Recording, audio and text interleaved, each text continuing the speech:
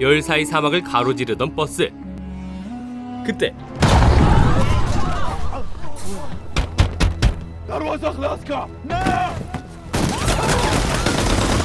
갑작스러운 무장 테러범의 등장에 수십 명의 한국인들이 인질로 잡히는데요. We are Korean from South Korea. There are no tourist sites in Afghanistan. 그 소식을 들은 외교관 제호. 어떻게 여행 제한국가에 들어갔냐고? 심지어 인질이 죽기까지 하루밖에 남지 않은 상황.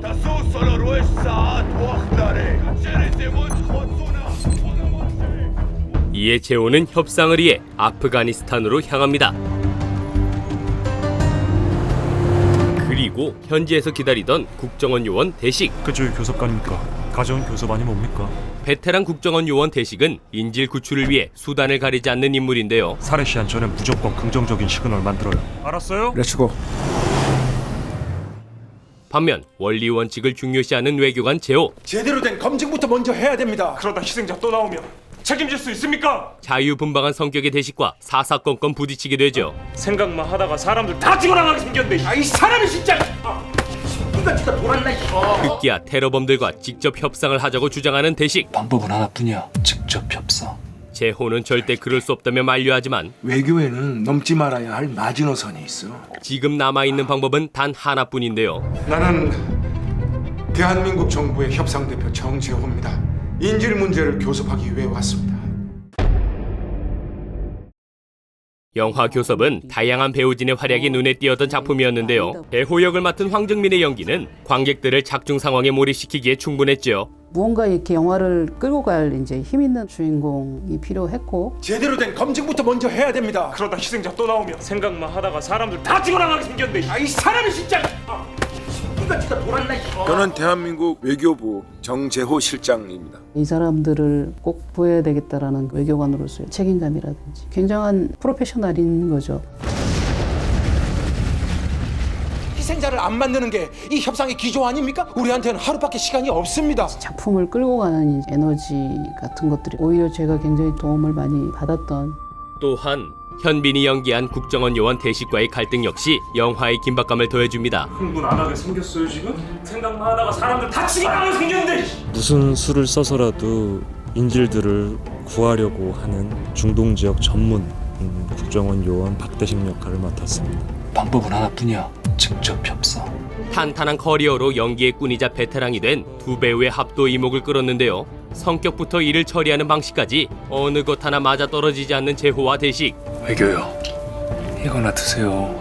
두 인물이 인질 구출이라는 동일한 목표를 위해 조금씩 협력해 나가는 모습은 영화의 주요 관람 포인트 중 하나입니다. 협상이 틀어졌습니다. 요구 조건을 변경하겠답니다. No trust, no deal. 우리를 도와주겠대. 탈레반과 대면 협상을 하게 해주십시오. 제가 직접 설득해 보겠습니다. 그런가 하면 이 두 인물 사이의 합류에 당당히 미친 존재감을 뽐내는 자가 있었으니 아살라말라이쿰 카심 역할을 맡은 강기영입니다. 바로 현지 정보원 겸 통역가인 카심인데요. 대식 통역 주네. 얼마든지 할 수 있. 어디로 가는데?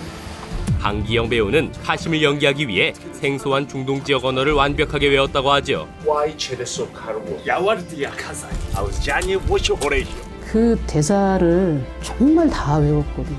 이왕 하는 거 완벽하게 좀 잘하고 싶다는 욕심이 생겨서 굉장히 노력형 배우고 굉장히 영리한 배우다. 여기에 카심이라는 인물 특유의 익살스러운 말과 행동을 100% 구현하며 현지인의 빙의된 듯한 연기를 보여줬다고 합니다. 아무래도 국제적인 사건을 다루다 보니 카심이 아닌 다른 등장인물들 역시 많은 대사량을 외국어로 소화해야 했다는데요. The most important thing right now is to bring them back. 더군다나 이제 또 영어를 해야 되는 영어 대사. 외교관 배역을 맡은 황정민 배우도 영어로 대사를 치다 실수를 연발하기도 했죠. Whatever it takes, whatever it takes. 진짜 영어 아우 죄송합니다. 진짜. 그렇습니다. 저는 영어 잘 못합니다. 그만큼 원래 쓰던 언어가 아닌 다른 나라 말로 연기한다는 건 정말 어려울 수밖에 없는데요. 익숙하지 않은 언어 플러스 거기에 연기를 심은 거잖아요. 일단 의사소통이 잘 안 되는 부분이 제일 많이 걱정했던 부분인데 생각했던 것보다 수월하게 끝나서 좀 만족했던. 하지만 언어의 장벽보다 더 힘들었던 것이 살인적인 더위였다고 하는데요. 제일 힘들었던 거는 사막의 더위. 40도가 넘었던 건 확실하고요. 과연 이 촬영이 제대로 진행될 것인가. 너무 더웠어요. 차가 이제 엔진이 과열돼서 멈출 정도였으니까요. 하지만 굳이 여기 와서 찍는 이유가 분명히 이 영화에 있어요. 그 무더운 더위에도 사막 촬영을 고집한 이유는 바로 진짜 아프가니스탄 같은 분위기를 내기 위해서였죠.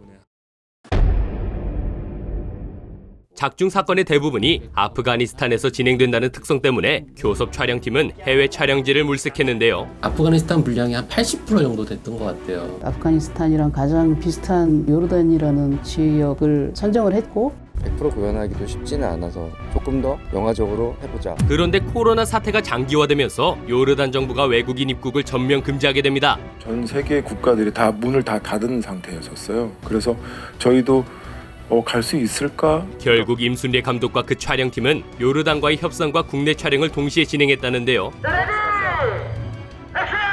레퍼런스를 굉장히 많이 준비를 해서 그것들을 구현해내는 데 중점을 뒀고 그리고 얼마 뒤 요르단 정부 측으로부터 예외적인 입국 허가가 떨어지면서 어렵사리 해외 촬영에 돌입할 수 있었습니다. 공항에 비행기도 갖고 와서 찍었죠. 사막에서도 찍고 이 모든 공간을 2달 만에 찍기 위해 세팅하고 하는 것들이 굉장히 많은 노력을 했고 연결을 계속해서 허락을 받은 거잖아요. 허락을 해주신 분들도 참 감사하더라고요. 말하자면 교섭 촬영을 시작할 수 있었던 최초의 교섭이었던 셈이죠. 참 많은 교섭 과정들이 진행이 됐던 것 같아요. 그렇게 중동 지역 도심부의 모습과 광활한 자연을 배경으로 촬영된 교섭. CG로는 도저히 표현할 수 없는 장엄한 경이로운 장소였어요. 이런 이국적인 풍경이 영화에 잘 담겨서 보시는 여러분들도 즐기는 부분의 한 좋은 요소가 됐으면 좋겠고 이렇듯 험난한 과정을 거치면서도 작은 요소 하나 놓치지 않을 수 있었던 건 바로 임순례 감독의 감각과 꼼꼼한 덕분이었죠.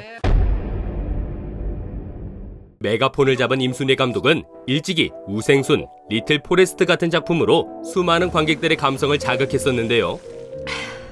이번 영화에서는 짜릿한 추격전과 액션씬을 아낌없이 연출하며 사뭇 색다른 면모를 보였습니다. 밑바닥에서 움직였던 사람들 그 부분이 저한테는 되게 이끌렸던 것 같고요. 결국은 협상을 얼마나 긴장감 있게 잘 표현하느냐. 짜릿한 블록버스터 영화로 5년 만에 복귀를 신고하며 감독으로서의 역량을 증명할 것으로 보이는데요.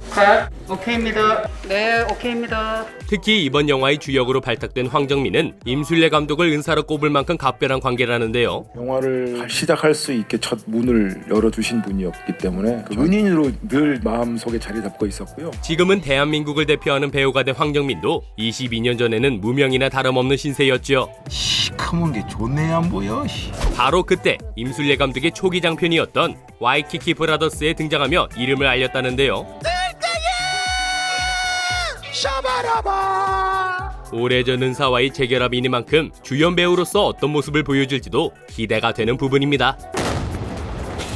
한 씬 한 씬 허투루 보내지 않고 만들어내려고 하는 부분들이 놀라웠었고 본인의 연기뿐만 아니라 디테일 하나하나까지 다 이렇게 보고 계시는 걸 보고 베테랑이다. 다소 자극적일 수도 있는 소재임에도 불구하고 이름값 하는 명배우들의 열연과 임순례 감독의 탄탄한 연출력 그리고 촬영지 확보를 위해 직접 교섭하는 정성이 더해져 완성도 높은 영상을 카메라에 담을 수 있었는데요. 마음을 편하게 하고 보시고 끝난 다음에 뭔가 생각해봐 주시면 좋은 영화입니다. 테러 단체의 기습으로 납치된 한국인들과 자국민들을 무사히 구출해내기 위해 고군분투하는 모습을 그린 영화 교섭 소개해드렸고 앞서 짚어드린 포인트 외에도 강렬한 폭발신과 긴장감 넘치는 협상 장면 등 킬링 포인트가 많은 작품이니 1월 18일 개봉하는 교섭 놓치지 말고 관람하시길 바라며 지금까지 드림텔러였습니다.